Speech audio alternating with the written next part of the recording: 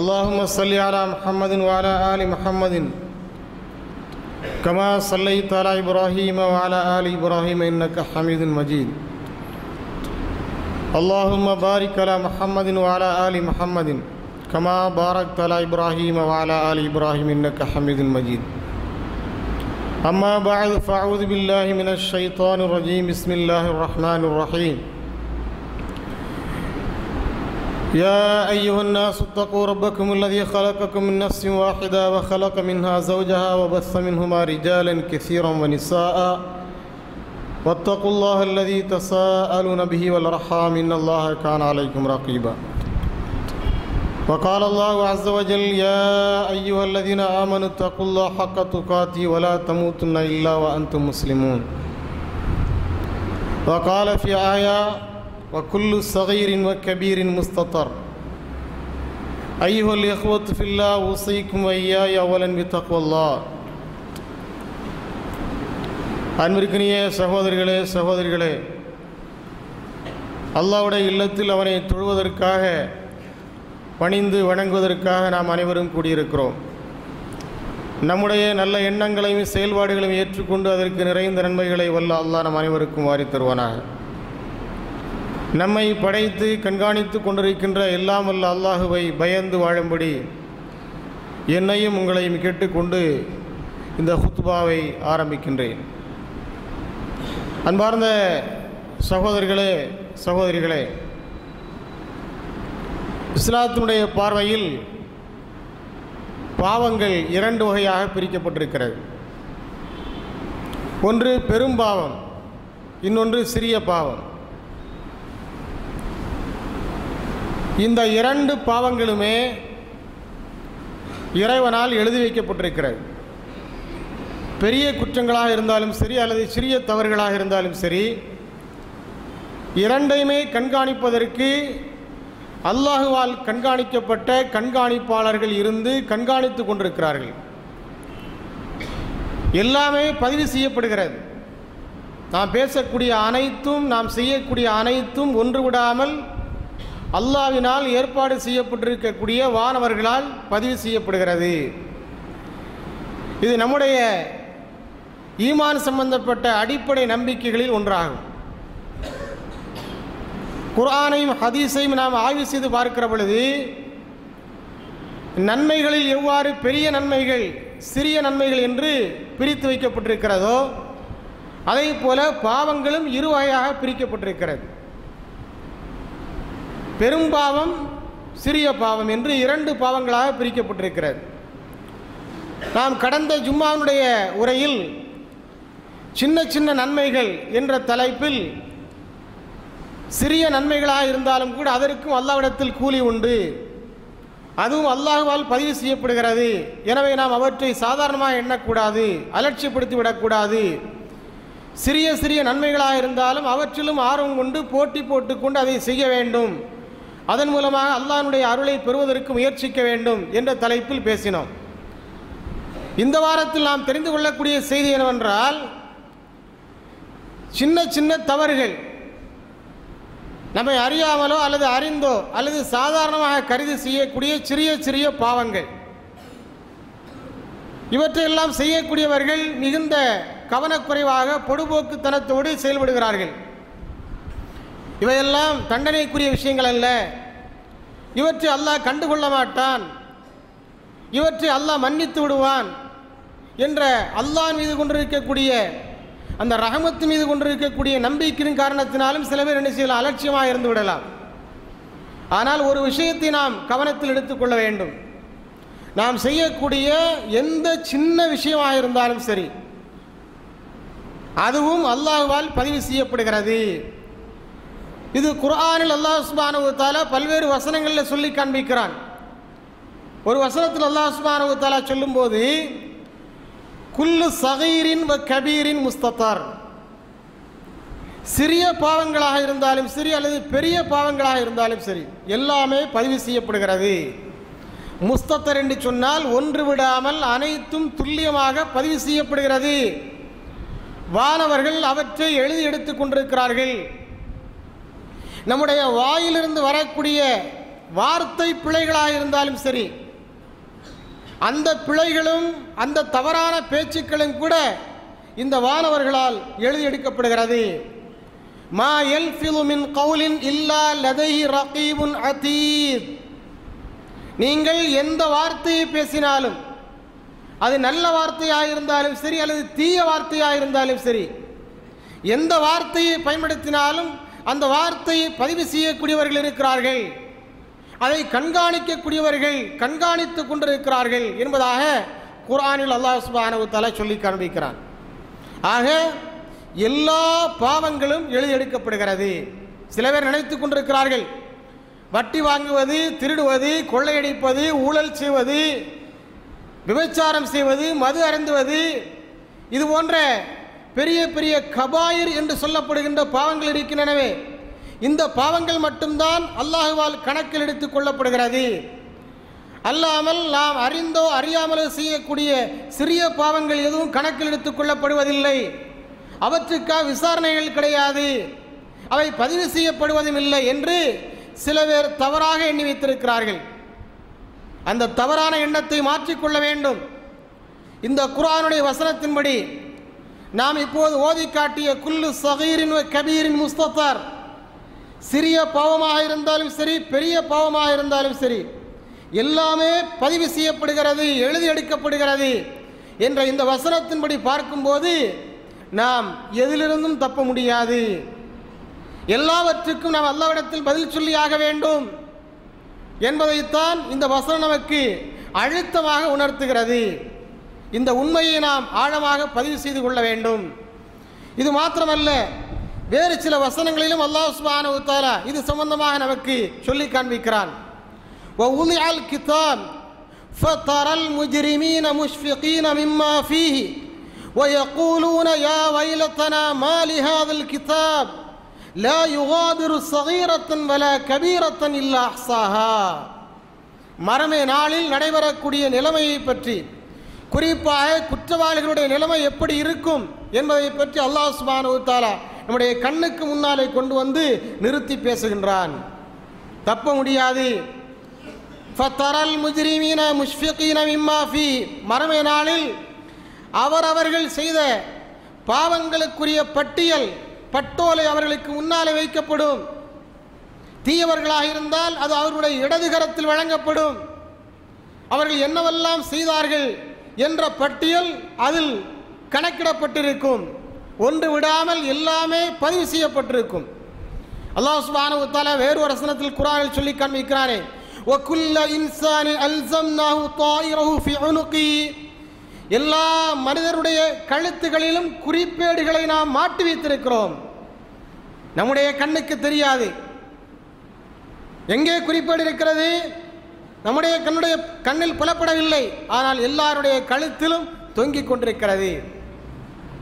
எவ்வாறு எல்லாருடைய சட்டை பையிலும் செல்போன் இன்றைக்கு இருந்து கொண்டிருக்கிறதோ, எவ்வாறு அரசு அலுவலகங்களில் வேலை பார்க்கக்கூடியவர்கள் அல்லது பிரைவேட் நிறுவனங்களில் வேலை பார்க்கக்கூடியவர்கள் அடையாள அட்டையை கழுத்தில் தொங்கப்பட்டு கொண்டிருக்கிறார்களோ, அதையெல்லாம் விட மேலாக அல்லாஹ் சுப்ஹானஹு வ தஆலா நல்லவர்களாக இருந்தாலும் சரி தீயவர்களாக இருந்தாலும் சரி எல்லாருடைய கழுத்துக்களிலும் குறிப்பேடுகளை தொங்க விட்டிருக்கிறான் என்பதை மறந்துவிடக்கூடாது. அந்த அச்ச உணர்வோடு தான் நம்முடைய வாழ்க்கையை நாம் நடத்த வேண்டும். அந்த அச்ச உணர்வு இன்றைக்கு பல பேரிடத்தில் இல்லை. அதனால்தான் சர்வ சாதாரணமாக தவறுகளை செய்ய துணிந்து விடுகிறார்கள். சிறிய தவறாக இருந்தாலும் சரி பெரிய தவறுகளாக இருந்தாலும் சரி, அந்த துணிச்சல் எங்கிருந்து வருகிறது என்று சொன்னால், இந்த குறிப்பேட்டை பற்றி அவர்களுக்கு ஞாபகம் இல்லை, அதை சுத்தமாக மறந்து விட்டார்கள். ஒரு குறிப்பேடு தொங்கிக் கொண்டிருக்கிறது என்பதை மறந்து விட்டார்கள். அல்லாஹ் சுப்ஹானஹு வ தஆலா அந்த குறிப்பேட்டை மறுமை நாளில் காட்டித் தருவான். நம்முடைய கண்களுக்கு இப்போது புலப்படாமல் இருக்கலாம், ஆனால் நிச்சயமாக மறுமை நாளில் புலப்படும். அது நம்முடைய கண்ணுக்கு முன்னாலே கொண்டு வந்து விரித்து வைக்கப்படும். எல்லா டேட்டாஸும் அதில் நிச்சயப்பட்டிருக்கும், ஸ்டோராக இருக்கும். ஒன்று விடாமல் எல்லாமே பதிவு செய்யப்பட்டிருக்கும். ஃபதரல் முஜ்ரிமீன முஷ்ஃபிகீன மிம்மா ஃபீஹ், அப்போது நபியை குற்றவாளிகளை நீர் காண்பீர், அவர்கள் பயந்தவர்களாக இருப்பார்கள், நடுங்கியவர்களாக இருப்பார்கள். அவர்கள் அந்த பட்டோலையை படித்து பார்ப்பார்கள். அந்த பட்டோலையில் அவர்கள் செய்த எல்லா பாவங்களும் பட்டியலிடப்பட்டிருக்கும். அதை பார்த்து வியந்து போய் ஆச்சரியப்பட்டு அதிர்ச்சி அடைந்து மிகவும் துக்கத்தோடு சொல்வார்கள், மாலிஹாதல் கிதாப் வயகூலூன யா வைலதனா, எங்களுக்கு ஏற்பட்ட கை சேதமே, மாலிஹாதல் கிதாப், இந்த பட்டோலைக்கு என்ன நேர்ந்தது, லா யுகாதிரு சகீரத்தன் வலா கபீரத்தன் இல்லா அஹ்சாஹா, எந்த ஒரு சிறிய பாவத்தையும் எந்த ஒரு பெரிய பாவத்தையும் இது விட்டு வைக்காமல் துல்லியமாக கணக்கெடுத்திருக்கிறதே. அஹ்சாஹா என்று சொன்னால் துல்லியமாக கணக்கெடுக்கிறது, ஒன்று விடாமல் புள்ளி விவரத்தோடு கணக்கெடுத்தல். புள்ளி விவரம் என்று சொல்கிறார்களே, அதற்கு அரபியில் இஹ்சாயியா என்று சொல்வார்கள். இஹ்சாயியா என்று சொன்னால் புள்ளி விவரம். அந்த புள்ளி விவரத்திற்கு பயன்படுத்தக்கூடிய இஹ்சா என்ற வார்த்தையை தான் அல்லாஹ் சுப்ஹானஹு வ தஆலா இங்கே பயன்படுத்தியிருக்கிறான். லா யுகாதிரு ஸகீரத்தன் வலா கபீரத்தன் இல்லா அஹ்சாஹா, எல்லாமே அதில் துல்லியமாக ஒன்று விடாமல் பதிவு செய்யப்பட்டிருக்கிறதே என்று கலங்குவான், கதறுவான், பதறுவான், வேதனைப்படுவான், புலம்புவான். ஆனால் அவனுடைய புலம்பலுக்கு அர்த்தம் இருக்காது. அதற்காக யாரையும் நொந்து பயனில்லை. அவன் தன்னைத்தானே நொந்து கொள்ள வேண்டும். وَوَجَدُوا مَا عَمِلُوا حَاضِرًا وَلَا يَظْلِمُ رَبُّكَ أَحَدًا, அவர்கள் என்னவெல்லாம் செய்தார்களோ அவற்றுக்குரிய கூலியை, தண்டனை அவருடைய கண்ணுக்கு முன்னாலே காண்பார்கள். وَلَا يَظْلِمُ رَبُّكَ أَحَدًا, உம்முடைய இறைவன் யாருக்கும் அநியாயம் செய்யக்கூடியவன் அல்ல. மனிதன் தனக்குத்தானே அநியாயம் செய்து கொண்டான். இப்போ இந்த வசனத்தில் அல்லாஹ் என்ன சொல்றான், எல்லாமே பதிவு செய்யப்படுகிறது. சிறிய பாவமும் என்ன செய்யப்படுகிறது, பதிவு செய்யப்படுகிறது, எழுதப்படுகிறது. 1,00,000 ரூபாயை 1 கோடியை ஊழல் செய்தாலும் கொள்ளையடித்தாலும் அது பதிவு செய்யப்படுவதை போல ஒரு பைசாவை திருடினாலும் அதுவும் பதிவு செய்யப்படுகிறது. ஒரு பைசா தானே என்று அல்லாஹ் சுப்ஹானஹு வ தஆலாவை கண்டுகொள்ளாமல் விடுவது கிடையாது. 1 கோடி எவ்வாறு பதிவு செய்யப்படுகிறதோ அதே போல 1 பைசா ஊழலும் பதிவு செய்யப்படுகிறது என்ற அச்ச உணர்வோடு நாம் வாழ வேண்டும். ஆக சிறிய பாவங்களும் கணக்கில் எடுத்துக் கொள்ளப்படுகின்றன என்பதுதான் இந்த வசனங்கள் சொல்லக்கூடிய மறுக்க முடியாத உண்மையாக இருந்து கொண்டிருக்கிறது. நான் சென்ற வாரத்திலேயே ஒரு வசனத்தை ஓதி காண்பித்தேன், எல்லோருக்கும் தெரிந்த வசனம், فَمَنْ يَعْمَلْ مِثْقَالَ ذَرَّةٍ خَيْرًا يَرَهُ وَمَنْ يَعْمَلْ مِثْقَالَ ذَرَّةٍ شَرًّا يَرَهُ. இந்த வசனத்தினுடைய முந்திய பகுதியைத்தான் சென்ற ஜும்மானுடைய உரைக்கு நாம் ஆதாரமாக எடுத்தோம். இப்போது அந்த வசனத்தினுடைய பிந்திய பகுதியை பாருங்கள். وَمَنْ يَعْمَلْ مِثْقَالَ ذَرَّةٍ شَرًّا يَرَهُ, யார் கடுகளவு தீமை செய்தாலும், போன வாரத்தில் பேசுனது என்னது ஞாபகம் இருக்கா, கடுகளவு நன்மை செய்தாலும் அதற்குரிய பலனை மறுமை நாளில் அவர் காண்பார்.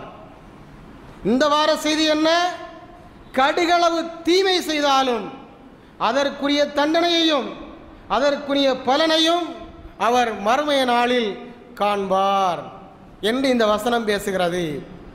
ஆக எந்த விஷயத்திலும் நாம் அலட்சியமாக இருந்து விடக்கூடாது. சிறிய விஷயம்தானே, சின்ன சின்ன தவறு தானே, தெரியாமல் நடந்தது தானே, இதையெல்லாமா குற்றம் பிடிக்க போறோம், இதையெல்லாமா வானவர் எழுதி வைக்க போறாரு என்ற அலட்சிய போக்கு கூடாது. அது நம்மை அழித்து விடும், அழிவில் கொண்டு போய் சேர்த்து விடும். சிறு துளிகள் தான் பெரு வெள்ளமாக பெருக்கெடுத்து மாபெரும் அழிவை ஏற்படுத்துகிறது. எனவே அதை நாம் சாதாரணமாக எடை போட்டு விடக்கூடாது. அன்னை ஆயிஷா ரலியல்லாஹு அன்ஹா அவர்களை பார்த்து நபி ஸல்லல்லாஹு அலைஹி வஸல்லம் அவர்கள் ஒருவனை சொன்னார்கள், யா ஆயிஷா இய்யாக்கி வ முஹக்கராத்தி ذுனூப், இய்யாக்கி வ முஹக்கராத்தி ذுனூப் فإن لها من الله طالبا. ஆயிஷாவே, நீ அற்பமான பாவங்களை பற்றி கவனக்குறைவாக இருப்பதை விட்டு நான் உன்னை எச்சரிக்கிறேன் என்று எச்சரித்தார்கள். சாதாரண குற்றங்கள், சாதாரணமான பாவங்கள், சின்னஞ்சிறிய தவறுகள், இவற்றை கண்டுகொள்ளாமல் இருப்பதை விட்டும் இவற்றை அலட்சியப்படுத்துவதை விட்டும் உன்னை நான் எச்சரிக்கிறேன். ஏனென்றால் அவற்றை கண்காணிப்பதற்கும் கணக்கெடுப்பதற்கும் அல்லாஹ்விடமிருந்து ஆட்கள் ஏற்பாடு செய்யப்பட்டிருக்கிறார்கள் என்று ஸல்லல்லாஹு அலைஹி வஸல்லம் நினைச்சாங்க, எச்சரிக்கை செய்தார்கள். நபி ஸல்லல்லாஹு அலைஹி வஸல்லம் எச்சரிக்கையை நாம் சாதாரணமாக எடுத்துவிடக்கூடாது. ஒரு தடவை நபி ஸல்லல்லாஹு அலைஹி வஸல்லம் அவர்கள் 2 கபர்களை கடந்து செல்கிறார்கள். 2 கபர்களை கடந்து செல்கிற பொழுது அந்த 2 கபர்களுக்குள்ளே அடக்கம் செய்யப்பட்டு கொண்டிருக்கக்கூடியவர்கள் அல்லாஹ்வுடைய ஆதாபை சந்தித்துக் கொண்டிருப்பதை உணர்கிறார்கள். அதை அல்லாஹ் அவர்களுக்கு அறிவித்து கொடுக்கிறான். 2 கபர்களுக்கு உள்ளே இருக்கக்கூடியவர்கள் கடுமையாக வேதனை செய்யப்படுகிறார்கள், அதாபு செய்யப்படுகிறார்கள். அது அவர்களுக்கு அல்லாஹ்வின் புறத்திலிருந்து தெரியப்படுத்தப்படுகிறது. அப்போது அவர்கள் நபி ஸல்லல்லாஹு அலைஹி வஸல்லம் அவர்கள் இந்த உண்மையை தெரிந்த அவர்கள் சஹாபா பெருமக்களுக்கு சொன்னார்கள். என்ன சொன்னார்கள் தெரியுமா? இந்த இருவரும் கபரிலே வேதனை செய்யப்படுகிறார்கள், அதாபு செய்யப்படுகிறார்கள். வமா யுஅzzபானி ஃபீ கபீர், பெரிய குற்றங்களுக்காக இவர்கள் வேதனை செய்யப்படவில்லை. பெரும்பாவத்தை செய்து விட்டார்கள், திருடி விட்டார்கள், வட்டி வாங்கி விட்டார்கள், மது அருந்தினார்கள். இப்படிப்பட்ட பெரும் பாவங்களுக்காக இவர்கள் அதாபு செய்யப்படவில்லை. அவர்கள் செய்த தவறு தெரியுமா? அதில் ஒருவர் அல்லாஹ்வுடைய அதாபை கபரில் ஏன் சந்திக்கிறார் என்று சொன்னால், அவர் சிறுநீர் கழிக்கிற பொழுது பேணுதலாக அதை செய்யவில்லை. லா யஸ்ததிரு மினல் பவுல், சிறுநீர் கழிக்கிற பொழுது அதற்கென்று சில ஒழுங்குமுறைகள் இருக்கிறது. அந்த ஒழுங்குமுறைகளை அவர் பின்பற்ற தவறினார். மறைவான பகுதியை நாடி சென்று அந்த தேவையை நிறைவேற்ற வேண்டும். அவ்வாறு அவர் செய்யவில்லை. சிறுநீர் கழிக்கிற பொழுது நம்முடைய மேனியினுடைய மற்ற பகுதிகளெல்லாம் அசுத்தமாகி விடாத அளவிற்கு ஒதுக்கமாக இருந்து சிறுநீர் கழிக்க வேண்டும். அவ்வாறு அவர் செய்யவில்லை. அதன் காரணத்தினாலே அவர் இங்கே அதாபு செய்யப்படுகிறார் என்று சொன்னார்கள். நினைச்சு பாருங்க, இது இன்னைக்கு எவ்வளவு சர்வ சாதாரணமாக விஷயமாக இருந்து கொண்டிருக்கிறது. சிறுநீர் கழிக்கிற விஷயத்தில் எந்த அளவிற்கு நாம் கவனக்குறைவோடு இருந்து கொண்டிருக்கிறோம். நின்று கொண்டு சிறுநீர் கழிக்கக்கூடியவர் எத்தனை பேர் இருக்கிறார்கள் நம்மிலே? அதற்குரிய ஆதாபுகளை ஒழுங்குமுறைகளை பின்பற்றி அந்த தேவையை நிறைவேற்றக்கூடியவர் எத்தனை பேர் இருக்கிறார்கள்? அதற்கென்று சில ஒழுங்குமுறைகள் இருக்கிறது. சிறுநீர் கழிப்பிடம் ஒதுக்குப்புறமாக இருக்க வேண்டும், மக்களுடைய பார்வையிலிருந்து ஒதுங்கி இருக்க வேண்டும். அங்கே செல்கிற பொழுது இடது காலை முன்வைத்து செல்ல வேண்டும். அதற்கென்று ஒரு துஆ இருக்கிறது, அந்த துஆவை ஓதிக்கொண்டு செல்ல வேண்டும். மற்ற பகுதிகளில் படாதவாறு ஒதுக்கமாக கவனமாக இருந்து அந்த தேவையை நிறைவேற்ற வேண்டும். இவற்றையெல்லாம் கவனமாக செயல்படுத்தக்கூடியவர்கள் எத்தனை பேர் இருக்கிறார்கள்? கவனக்குறைவு இருக்குதா இல்லையா? ஏன் கவனக்குறைவு இருக்குது? எதனால் அந்த கவனக்குறைவு? சாதாரண விஷயம் தானே. நபி ஸல்லல்லாஹு அலைஹி வஸல்லம் அவர்களை பெருமைப்படுத்தும் விதமாக நபி ஸல்லல்லாஹு அலைஹி வஸல்லம் தோழர்கள் மாற்று மதத்தவர்களுக்கு மத்தியில் பேசிய பேச்சு என்ன தெரியுமா? எங்களுடைய தூதர், எங்களுடைய கண்மணி நாயகம் ஸல்லல்லாஹு அலைஹி வஸல்லம் அவர்கள் எங்களுக்கு எல்லாவற்றையும் கற்றுக் கொடுத்திருக்கிறார்கள். ஹத்தல் ஹிராஆ என்று சொன்னார்கள். எல்லாவற்றையும் எங்களுடைய இறை தூதர் ஸல்லல்லாஹு அலைஹி வஸல்லம் கற்றுத் தந்திருக்கிறார்கள். மலஜலம் கழிப்பது உட்பட அதை எவ்வாறு நிறைவேற்ற வேண்டும் என்பதையும் கற்றுத் தந்திருக்கிறார்கள் என்று நபித்தோழர்கள் பெருமையாக பேசினார்கள் மாற்று மதத்தவர்களிடத்திலே.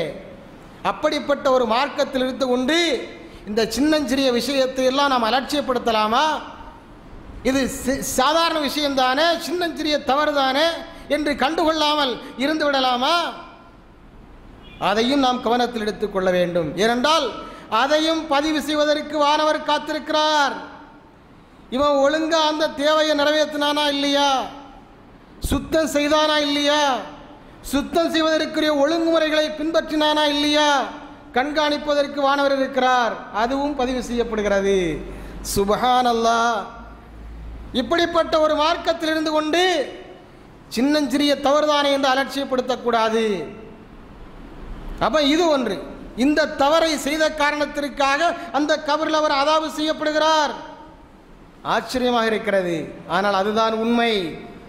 இன்னொருவர் எதற்காக அதாபு செய்யப்படுகிறார் என்பதை பற்றி நபி ஸல்லல்லாஹு அலைஹி வஸல்லம் சொன்னபோது ஃபக்கான யம்ஷி பின் நமீமா, அவர் கோள் சொல்லிக் கொண்டு திரிந்தார் என்று சொன்னார்கள். ரொம்ப சர்வசாதாரணமாக எல்லோரும் இணைந்து கூட்டாக செயல்படக்கூடிய ஒரு தவறுதான் இந்த கோள் சொல்லுதல் என்பது. புறம் பேசுதல் என்பது, கோள் சொல்வது, புறம் பேசுவது மார்க்கத்தில் வன்மையாக தடை செய்யப்பட்டிருக்கிறது. ஆனால் நம்முடைய பார்வையில் அது சாதாரணமாக தெரிகிறது. பெரும்பாவத்தினுடைய பட்டியலில் அது வராவிட்டாலும் கூட அது தவிர்க்கப்பட வேண்டிய ஒரு குற்றம் என்பதை உணர்ந்து நடப்பவர்கள் எத்தனை பேர் இருக்கிறார்கள்? அதனுடைய வீரியத்தை புரிந்து கொண்டு அதை தவிர்த்து நடக்கக்கூடியவர்கள் எத்தனை பேர் இருக்கிறார்கள்? எல்லோருமே புறம் பேசுகிறோம். தொழுது முடித்த கையோடு அடுத்த வேளை நாம் செய்யக்கூடிய முதல் அமல் இதுவாகத்தான் இருந்து கொண்டிருக்கிறது. அந்த வேலையை செய்யக்கூடிய ஷைத்தான்கள் பள்ளிவாசலுக்கு உள்ளே வரை வந்து விட்டார்கள். முன்பெல்லாம் தொழுது முடித்துவிட்டு பள்ளிவாசலுக்கு வெளியே சென்றுதான் அந்த தவறுகளை செய்வார்கள். இப்போது பள்ளிவாசலுக்கு உள்ளே இருந்து கொண்டு இதை செய்ய ஆரம்பித்து விட்டார்கள். பாங்குக்கும் இக்காமத்துக்கும் இடையில் உட்கார்ந்து கொண்டு, பாங்குக்கும் இக்காமத்துக்கும் இடையில் நடைபெறக்கூடிய வேலை என்ன தெரியுமா? பள்ளிவாசல் நடைபெறக்கூடிய வேலை என்ன தெரியுமா? அந்த நேரம் எப்படிப்பட்ட நேரம்? பாங்குக்கும் இக்காமத்திற்கும் இடையில் உள்ள நேரம் துஆ அங்கீகரிக்கப்படுகின்ற நேரம், அல்லாஹ்வால் துஆ ஏற்றுக்கொள்ளப்படக்கூடிய ஒரு நேரம் என்று நபி ஸல்லல்லாஹு அலைஹி வஸல்லம் கற்றுத் தந்தார்கள். அந்த நேரம் எவ்வாறு வீணாக கழிக்கப்பட்டு கொண்டிருக்கிறது இன்றைக்கு. பாங்கு சொன்னதற்கு பிறகும் கூட, சுன்னத்து தொழுவதற்கு நேரம் இருந்தும் கூட பள்ளிவாசலுக்கு வெளியே நின்று கொண்டு எத்தனை பேர் அரட்டை அடித்துக் கொண்டிருக்கிறோம். வீணான பேச்சுக்களை, புறம் பேசுதல் உட்பட, கோள் சொல்லுதல் உட்பட எத்தனை தவறான காரியங்களை செய்து கொண்டிருக்கிறோம். பள்ளிவாசலுக்கு உள்ளே வந்தாகிவிட்டது, அல்லாஹ்வுடைய கண்காணிப்பில் இருக்கிறோம். தொழுகையை எதிர்பார்த்திருப்பது தொழுகையில் இருப்பதற்கு சமமானது என்று நபி ஸல்லல்லாஹு அலைஹி வஸல்லம் சொன்னார்கள். தொழுகை எதிர்பார்த்திருப்பது தொழுகையில் இருப்பதற்கு சமமானது. அந்த ஓர்மையோட தான் பள்ளிவாசல் உட்கார்ந்து இருக்கிறோமா? தப்பு பண்றோமா இல்லையா? எத்தனை பேரை பற்றி புறம் பேசிட்டு இருக்கிறோம் பள்ளிவாசல் உட்கார்ந்து. எவ்வளவு பெரிய தவறு! பெரும்பாவத்தினுடைய பட்டியல் அல்லது இல்லை என்பதற்காகத்தானே அதை நாம் செய்து கொண்டிருக்கிறோம். ஆனால் அங்கே கபரில் வேதனை செய்யப்பட்டு கொண்டிருந்தாரே, அவர் எதற்காக வேதனை செய்யப்பட்டார்? அப்படி ஒரு நிகழ்வு நபி ஸல்லல்லாஹு அலைஹி வஸல்லம் கவனத்திற்கு அல்லாஹ்வால் ஏன் கொண்டு வரப்பட்டது?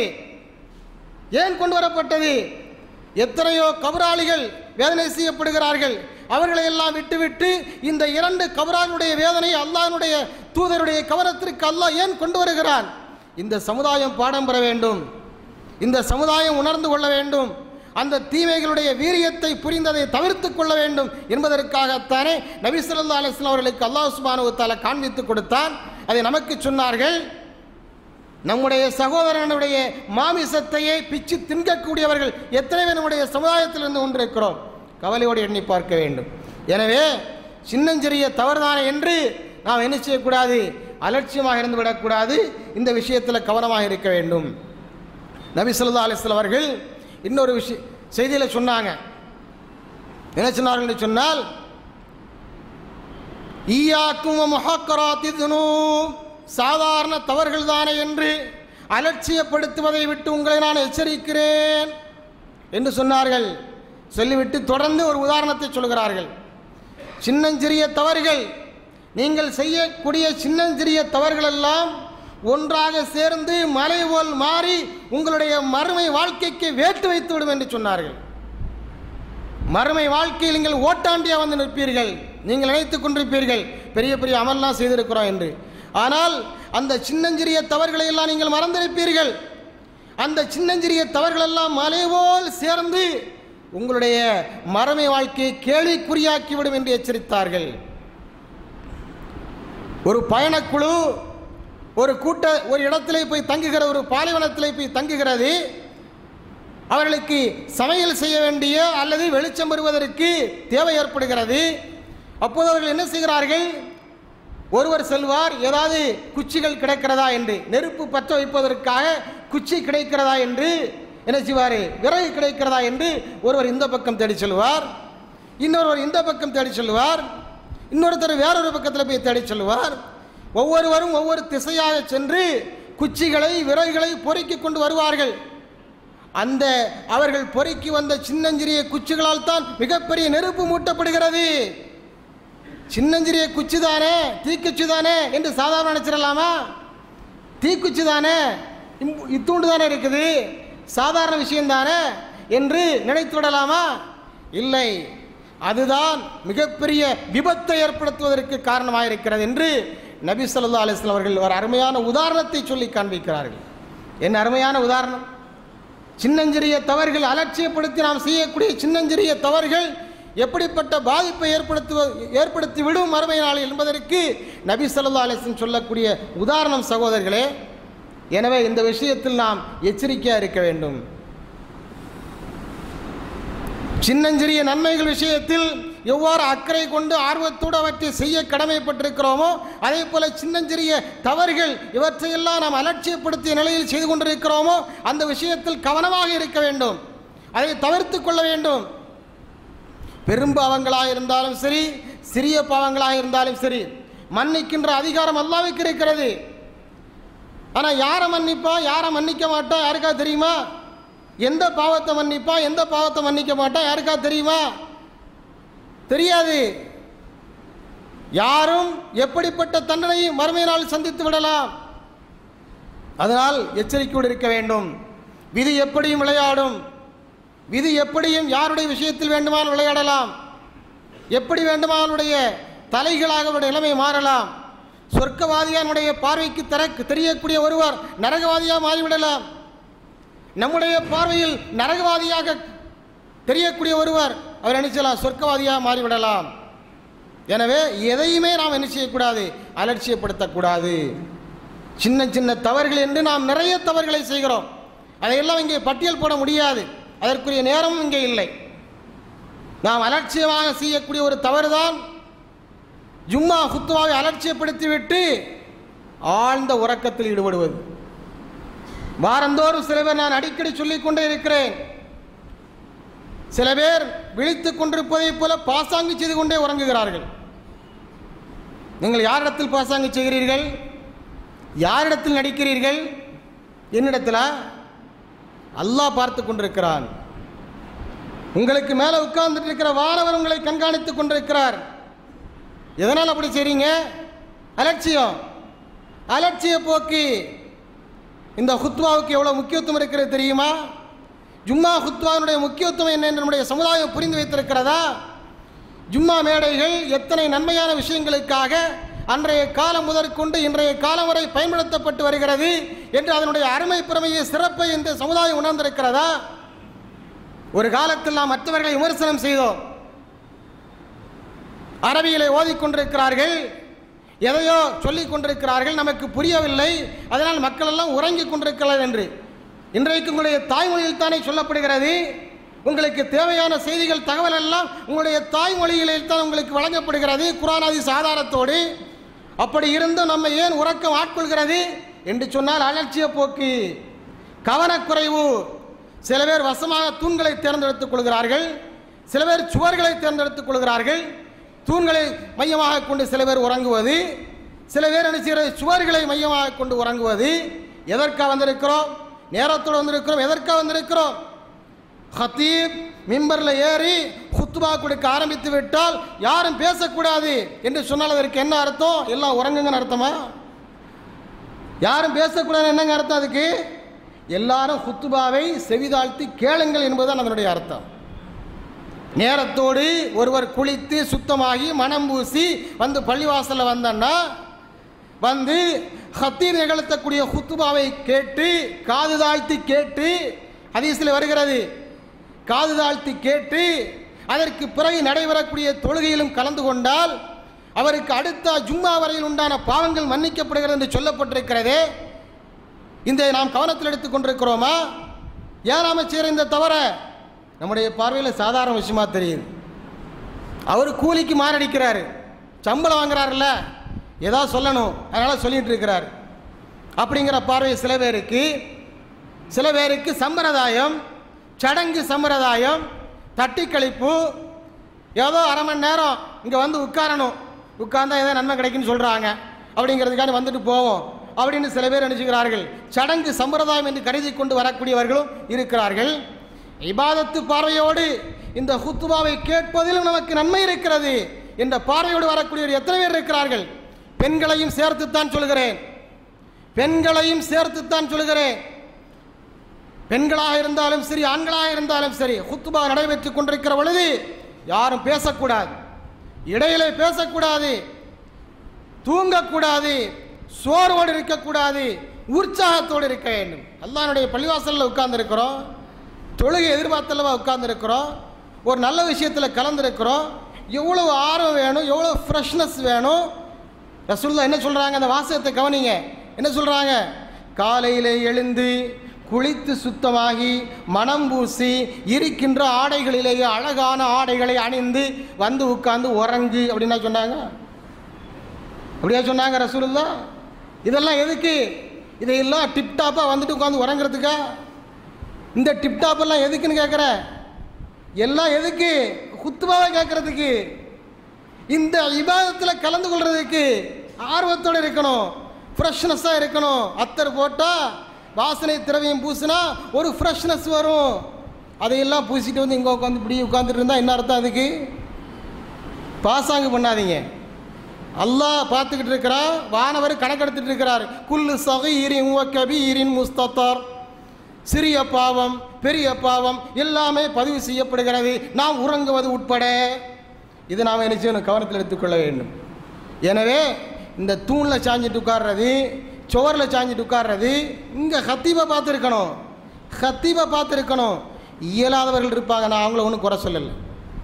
எது பேசினாலும், எந்த சப்ஜெக்டை நாம் இந்த ஹுத்துபாவில் பேசினாலும் அது இயலாதவர்களை கட்டுப்படுத்தாது, வயோதிகர்களை கட்டுப்படுத்தாது.